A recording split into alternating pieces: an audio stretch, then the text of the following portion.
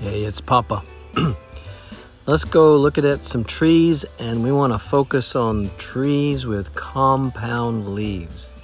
So here we go. And by the way, all the photographs in this video came from this book, Tree ID Made Easier. I wrote this book and have used it to teach Tree ID to many folks over the years. You can find it on Amazon Books. Here's a pretty fellow. First question we always ask is, simple or compound?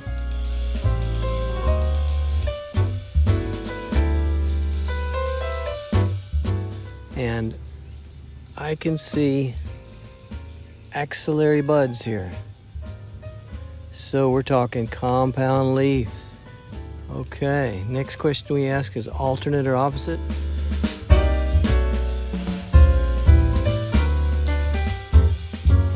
Pretty obvious alternate. Okay, so we've got some good information. Compound alternate. And let's look at the leaflets. How many leaflets do you see up there? 2, 4, 6, 7 leaflets. 2, 4, 6, about 7 leaflets. And I noticed that the twigs are, the leaf stems are hairy, and also the twigs are pretty hairy too. Okay, if it's compound, which it is, then it's hicks peeking over a low wall at a box of ashes, hickories, pecan, black locust, honey locust, walnut, I skipped walnut, box elder, and ash. You know, we know ashes have opposite leaves. Is this an ash? Nay, it can't be. So that eliminates one of them. We know that black walnut has 15 or more leaflets.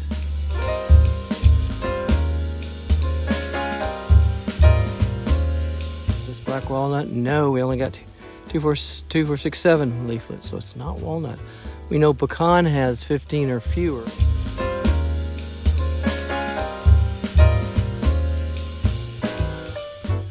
So it's probably not pecan either, because we only have 7. So hickories, yes. Pecan, no. Black locust, honey locust, could be. But those both have thorns on them. Box elder, which is box elder maple, and a box of ashes, those are both opposite leaved. So it's a hickory. This is mockernut hickory. Mockernut hickory has compound alternate leaves with 7 to 9 leaflets. You'll find mockernut hickory growing in more mature hardwood forests, and usually it grows on the slopes, middle and upper slopes. The leaves and the leaf stems of mockernut hickory are pungent in odor when you crush them. And the leaf stems and twigs are hairy.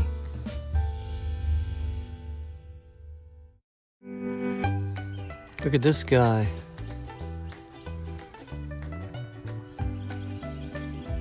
Compound leaves? Well, let's get a close-up and see what we got. Can you see a little axillary bud sticking out over there? Right where this thing comes in? Yeah, you got it. This is a compound leaf. Look at all those leaflets. All those leaflets on it. Let's count them. Let's count this guy. I count, let's see, 2, 4, 6, 8, 10, 12, 14, 16, 18. Look at all those 18 leaflets. Compound leaves, 18 leaflets on this tree. Okay. So let's go through our mnemonic. Hicks peeking over a low wall at a box of ashes. Oh, so we need to find out alternate versus opposite. So let's go back to where we were looking on the twig over here. Let's see if I can get in close. Leaf. Compound leaf coming off there, and another one coming off there. Have to go up a little bit for that to happen. We're talking alternate. Okay. So this is not an ash because ash would have opposite leaves. And there are only 3 trees with compound leaves that have a lot of leaflets. Pecan, Hicks pecan.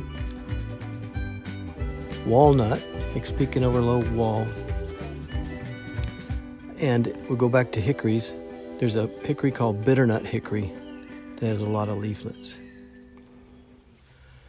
There's a black walnut tree right there. Black walnut, look at the black bark. Pecan has kind of gray, flaky bark. But if you didn't have that and you were trying to tell the difference between black walnut, let's zoom out, black walnut, pecan, you count the leaflets. If you've got more than about 15 leaflets, you're talking a black walnut. If you've got fewer than about 15 leaflets, you're talking pecan. Also, pecan leaflets, if you crush them up, they have a strong smell to them, whereas black walnut leaflets do not. Another thing about black walnut that's a dead giveaway is this pith inside the twig. The pith is in the center of the twig, and this pith is chambered. See all the little brown lines? Each one of those is a chamber. Pecan does not have a pith that looks like this. And bitternut hickory also does not have a pith that looks like this. So, the tip-offs for black walnut, it's got 15 or more leaflets. It's got this chambered pith. And if it's a mature tree, the bark's going to be black and blocky. Here's the foliage of this big, beautiful black walnut tree. Those big, feathery, compound leaves waving in the breeze is so beautiful to me. I could sit and contemplate that, let it pour into my soul for half a day. Except the deer flies get you, ha! Black walnut has compound alternate leaves. It usually has 15 or more leaflets. And the bark of black walnut is dark ridged or dark platy. That's probably where it gets its name, black walnut. Black walnut twigs have chambered pith. That's the inside part of the twig. Black walnut is a member of the same family that hickories are in, and hickories love shade. They're called shade-tolerant species, but black walnut likes sunshine, and you'll find it growing in fields and at the edge of pastures and in open places. Black walnut has had a lot of help in spreading from animals and Native Americans and our early pioneer ancestors, all of whom used the black walnut fruit. The wood of black walnut is very, very valuable and is used for all kinds of woodworking projects. Here's an interesting tree. See right up there where those 2 smaller branches are coming out of the little trunk? They look like they're opposite each other. Yeah, that's right. We can probably say this tree has opposite leaves. Look at a lot of, because if it has opposite leaves, it's going to have opposite twigs too. Okay, here's another example of opposite. Okay, is this a leaf stem? Where am I? Is this a leaf stem? Let's check up close.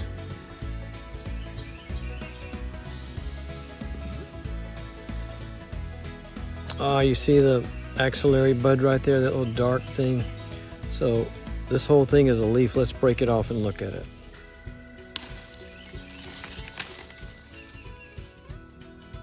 Here it is. Compound leaf. The leaflets are arranged opposite each other. I'm counting 2, 4, 6, 7.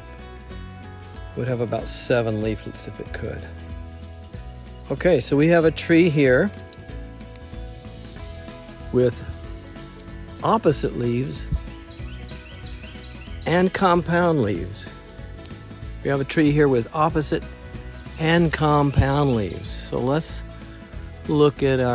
talk about our compound leaf memory mnemonic. Hicks peeking over a low wall at a box of ashes. So it's one of those. Let's go over our opposite leaved memory mnemonic. Mad dogs with beards and buck-eyed cats named Paul. Maple, ash, dogwood. Old man's beard or fringe tree. Buckeye, catalpa, and paulownia. There's one tree that's in both of those mnemonics. What is it? Ash, exactly. Ash is one of the very few southeastern trees that has both compound and opposite leaves. So this is an ash. Since we're here in the Piedmont province, I'm calling this green ash. If we were in the mountains, I'd call it white ash. The bark of the ash tree is platy, breaks up into plates, and quite often you can mash your thumbnail into these plates. They're kind of soft, not always, but quite often they are. So, green ash, green ash, Fraxinus pennsylvanicum, compound leaves, opposite leaves, platy or blocky bark that's soft enough usually to push your thumbnail into. Green ash has compound opposite leaves. Green ash likes the Piedmont province of the southeast. It likes to grow at the heads of draws and the upper elevations of streams. It's intermediate in shade tolerance, which means it can grow in sun or shade. And its fruit is called a samara, a winged samara, a winged seed that flutters down like a helicopter when it's ripe. Hey tree buddies, I hope you enjoyed that and it was a good learning experience. If you liked it, don't forget to do a thumbs up and to subscribe and give me comments. I love to have comments about anything, whether it be trees or rocks or just life in general. So we'll keep doing this until we get all the trees in the southeast talked about. All right, Papa out.